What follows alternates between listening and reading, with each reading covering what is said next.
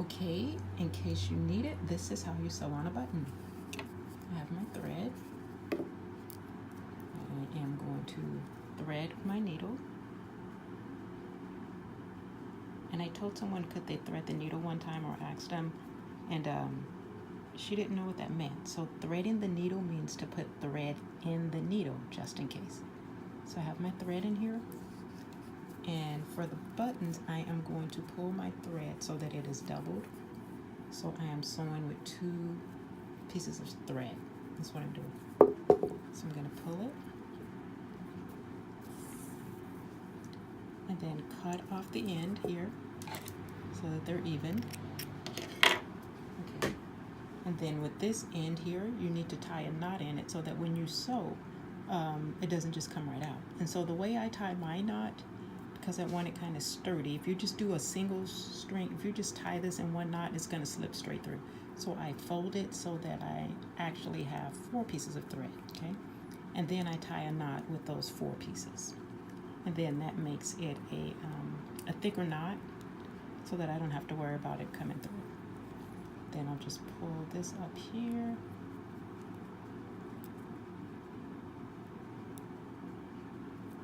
Okay, so now I have a stronger knot than I would if I had just taken this string and tied it like that.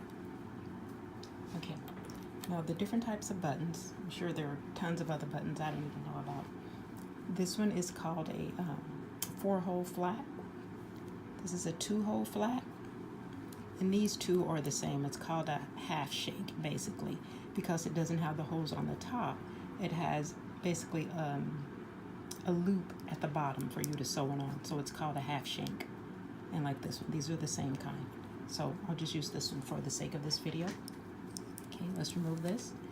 So to sew on a button, say you lost a button off something and you just need to replace the button, or you're sewing and you need to put a button on something.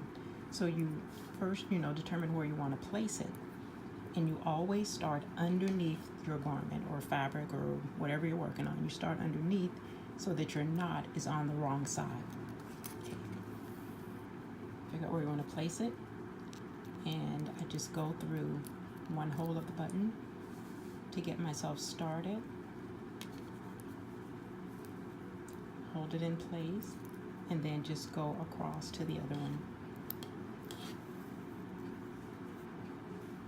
Okay. And usually for kids, when they're starting out in class, because they tend to pull it really tight, have them put a needle through here or a toothpick if I happen to have it with me, so that they don't pull the thread so tight that it's difficult to use the button. And then you just have to kind of feel for where you want it to go, okay?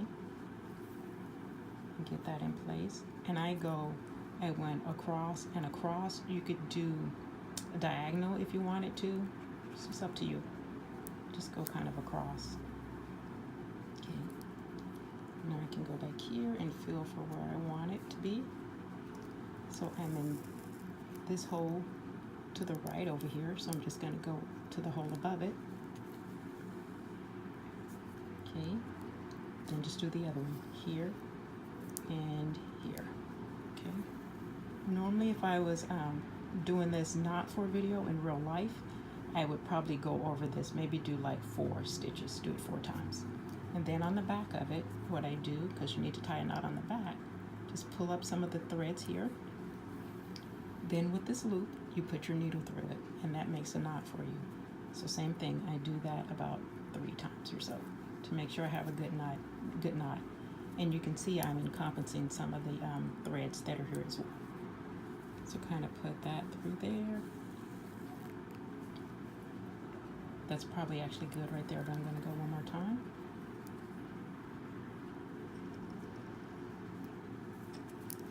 Okay. And then just cut off your string. Okay.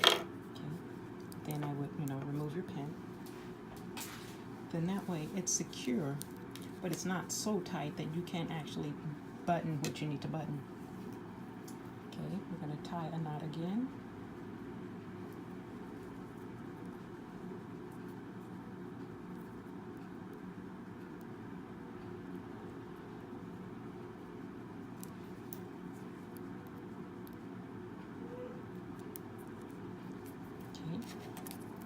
The 2-hole flat is the same concept. It's just that you just go across and across versus having to do it twice. So start underneath, go up to this one,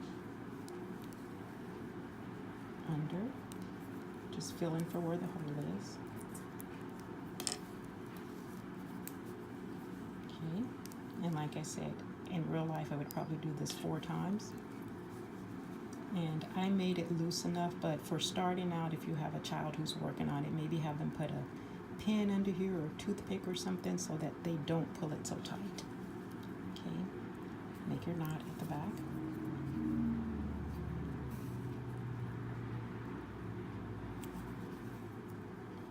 And probably do that 3 times or so.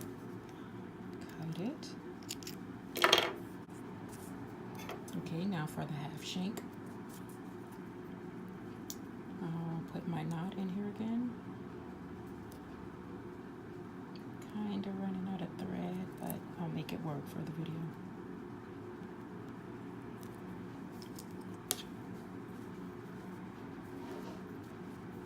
Okay, same thing, start underneath. And you want to go through the holes that are on the back of it here. Okay, then go back through your fabric. And this you can kind of hold to the side so that you can actually see what you're doing.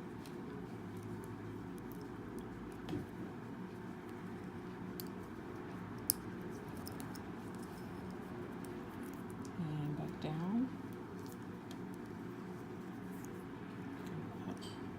Go through this hole here. And back down. And that's it. Same thing. Do it 4 or 5 times. And gather in some of the threads to make yourself a knot.